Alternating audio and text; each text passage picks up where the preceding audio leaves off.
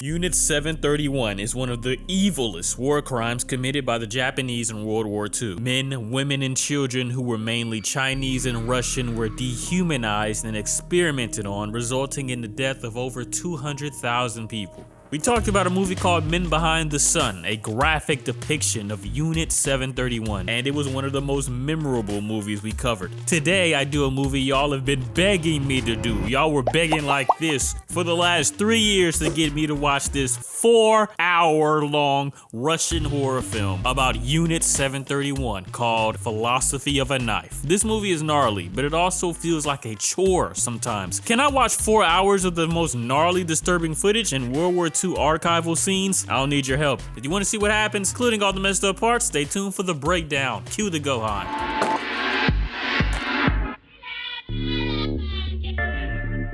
All events in this film really occurred and have been recreated after studying archival materials. Just please don't jump scare me with some best gore level stuff. A woman mentions having to leave Unit 731 after the end of World War II and the surrender of the Empire of Japan. Yes, this looks like some real archival footage and not a bunch of high schoolers making a video for a class presentation. The Japanese soldiers blindfold this supposedly Russian POW and then demon slay his head off. Of course, this kind of execution really did happen, and soon we will learn the philosophy of a knife. We get a long introductory credits showing fake footage spliced with real archival footage and images. Someone locks a film reel in place, ready to present to us something scary. A narrator explains the history of the Japanese and Russian war that happened, and the rise of Vladimir Lenin's Bolshevik Revolution that created the Soviet Union. We get into the epicenter of war waged between the Chinese and Japanese,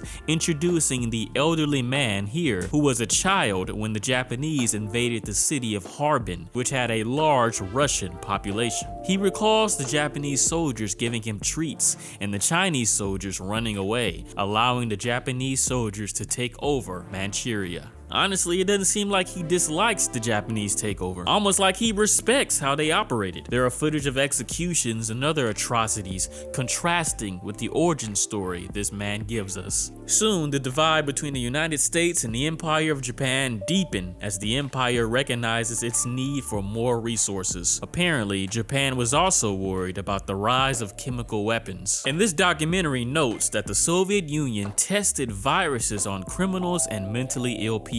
We see footage of people who are experimented on, footage I never thought I'd see, whether it be Soviet Union or Nazi Germany. There is also a video of doctors separating conjoined twins. And then there's a conjoined twin talent show for us, but with an eerie attitude. Surgeon General Shiro Ishii would report to the military department that if Japan didn't research chemical weaponry, they would soon be left behind and defeated in war. And this starts the actual Unit 731, surrounded by an electric fence under constant military watch, with mostly young prisoners from Russia and China, including some women who were assaulted or used to study sexual diseases. Prisoners would be electrocuted, given random animal blood transfusions, scolded and burned, all the while plague and anthrax, cholera, and more deadly bacteria were made in tons each month. Using bacteria in war to replace artillery. The narrator says that the amount of biological weapons created at Unit 731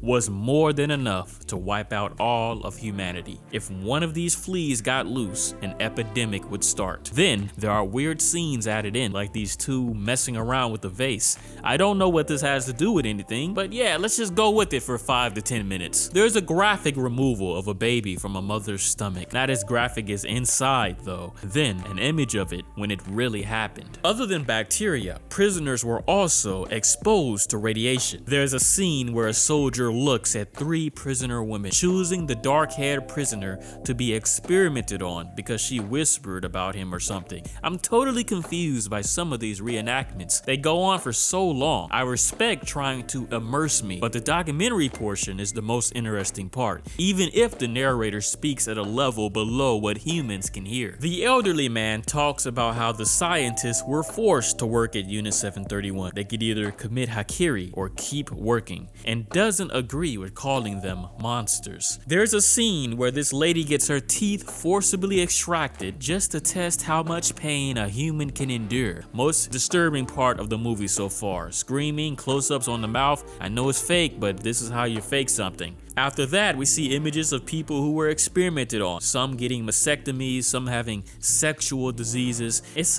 a very scary analog horror feel from this tape, and the sudden cuts to real graphic archive footage is unnerving. And then cue the hour-long reenactment of Japanese scientists infecting people with STDs, forcing this guy to hide the zucchini and pass on all that deadly disease. Then they show how someone would pass away in a gas chamber. It takes 5 to 7 minutes. I don't think most people know how agonizing a death that could be. Yet, these dramatizations tell their own little story. Unfortunately, that story is less legible than the actual subject. To end out part 1, we are forced to see them plug cockroaches inside a woman's vajayjay. Real-life archive pictures show that this really happened. The Japanese scientist writes a letter to her family, feeling horrible feelings about Japan's actions in war and in its awful human experimentation facility. The end of part 1. Finally, you guys ready for part 2? Let's get it. Oh god, another 2 hours. Part 2 starts with more suffering. This time it looks more scientific, if that makes sense. The other dramatizations feel like it was filmed in someone's basement by a group of friends. Basically, someone who is injured attacks one of the scientists, like a zombie, before being subdued. Now, the scientist is infected with whatever that injured man had and had to remove his arm. And then we usher in the frostbite experiments. 2 Russian prisoners are stripped nude, and the male is tied up to freeze outside. The female one is just touched all over with a lot of moaning and nipple close-ups. It's a disturbing movie. What did you expect? The male prisoner is stuck outside with ice cold water poured all over him. Honestly, they should just drop the Unit 731 act and just make all these reenactments its own movie. They randomly input true footage of that time, showing dozens of deceased people, but it's completely for shock value. Various experiments were conducted to aid Japan's performance in war, but these reenactments and just the absurdity of these horrors make Unit 731 feel like playing around with people's lives out of curiosity. And then this elderly man comes and explaining how everything at Unit 731 was based in scientific theory. He rides Shiro Ishii's nuts for evolving Japan's medicinal knowledge. I respect the knowledge he gives, but he doesn't seem to care that his own people were horrifically experimented on. Alright, finally, documentary mode is back. World War II is almost done, with Germany surrendering. F them Nazis, bro. I never seen this man Joseph Stalin move before. While the European front is ending, the war against Japan continues on. And then I have to watch a prisoner lady get gored like it's Terrifier for 30 minutes. Aw, documentary mode went off. Here comes my favorite primary source. Oh, you have more Shiro Ishii knowledge? What, were you the Robin to Ishii's Batman? How does he know so much about Unit 731 politics? Cue the vacuum decompression test. Humans can die quickly and violently from rapid decompression, and they show this prisoner exploding from the inside out. The Americans in the Empire of Japan continue fighting. All the while, the United States aims to drop the first nuclear weapons on Japanese soil. Little boy falls on Hiroshima, causing destruction never seen before. And 2 days later, the second bomb drops on Nagasaki. Some of the pictures they show are horrifying to witness. And then our favorite elderly man comes back, mentioning that the United States told lies about why they dropped those bombs, including that the Soviet Union requested them to drop the bombs. That must be a 20th century thing. Never heard that. So, Unit 731 is in panic, and the entire facility is cleaned out to remove any evidence of the horror that happened. All prisoners were to be liquidated. How does it feel to be a war criminal? Speaking of war crimes, the favorite female scientist exhibits fear of the Allied troops kidnapping and killing them all. They are ordered to off themselves if they are captured. The scientist doesn't want to wait till she gets captured. The guilt has already killed her, and she slashes her own neck. Long and slow though, which I don't know is humanly possible unless you just genuinely hate yourself. Someone in a hazmat suit carries her body away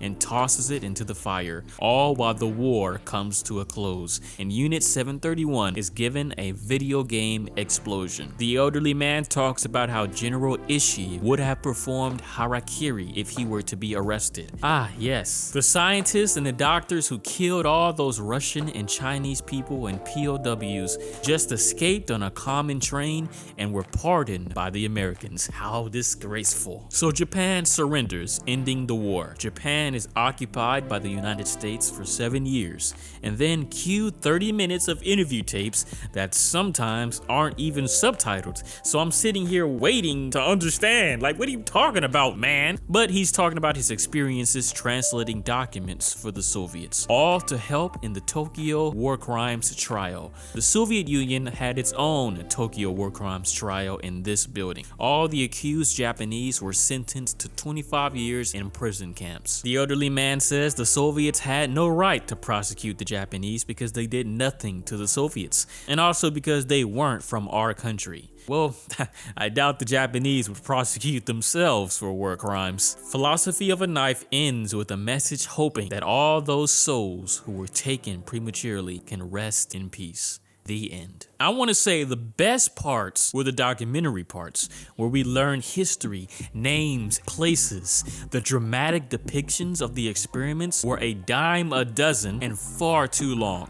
That was why the movie was 4 hours long when it should have been at most 2. I appreciate the creators trying to immerse us. Cut a lot of that out, add more history, and make the speaker's voice louder when he does lecture. I liked how they brought this man in to give his account. One of my biggest fears for humanity in general is that all these people who experienced World War II directly will pass away, and we will soon forget their struggles and end up repeating it until we destroy ourselves completely. However, I will say this man doesn't seem to dislike what happened at Unit 731. Almost seems like he would have loved to work there sometimes, but I appreciate his point of view. It had a very analog horror feel sometimes, which I enjoyed. Is this better than Men Behind the Sun? Probably. Sure. But I'm in no hurry to watch either again. Take out all the gory scenes, have an actual documentary that is 2 hours long, and this would be much better. Most disturbing moment for me was probably when they pulled that woman's teeth out. Very brutal. But there are various archive images that can shock you. Most enjoyable moment is your mama. Sorry, I'm kidding. I guess the soundtrack, it was pretty good. Watch this video on Men Behind the Sun. It's almost to 1 million views. If you like this video, hit the like button and subscribe to see more Spooky Rice videos. And also, rest in peace to all those people who lost their lives at Unit 731. Thanks for watching. Spooky out.